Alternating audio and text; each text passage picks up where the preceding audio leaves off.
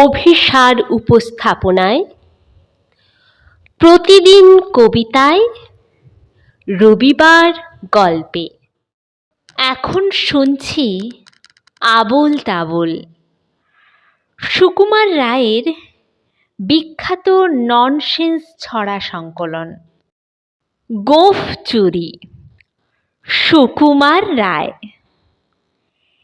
Head অফিসের বড় বাবু, লোকটি বড় শান্ত। তার যে এমন মাথার ব্যামো কেউ কখনো জানতো? দিব্যি ছিলেন খোশ মেজাজে, চেয়ারখানি চেপে। একলা বসে ঝিমঝিমিয়ে হঠাৎ গেলেন ক্ষেপে। আঁতকে উঠে হাত পা ছুঁড়ে চোখটি করে গোল, হঠাৎ বলেন, গেলুম গেলুম, আমায় ধরে তোল।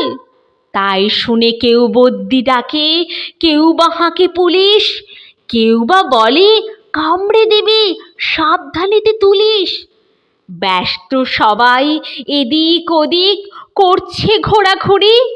বাবু হাঁকেন, ওরে আমার গোঁফ গিয়েছে চুরি।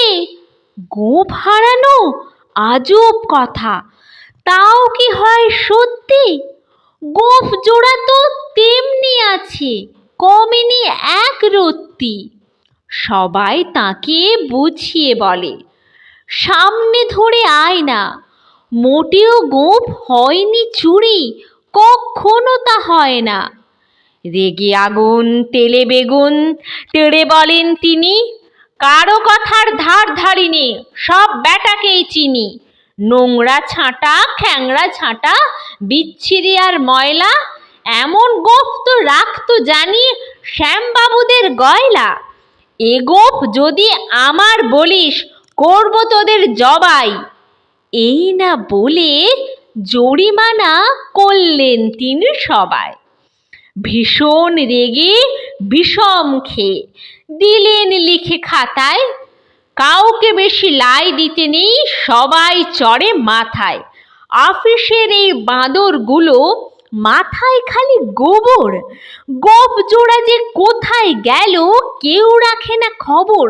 ইচ্ছে করে এই বেটাদের গোঁফ ধরে খুব নাচি, মুখ্যগুলোর মুন্ডু ধরে কোদাল দিয়ে চাঁচি।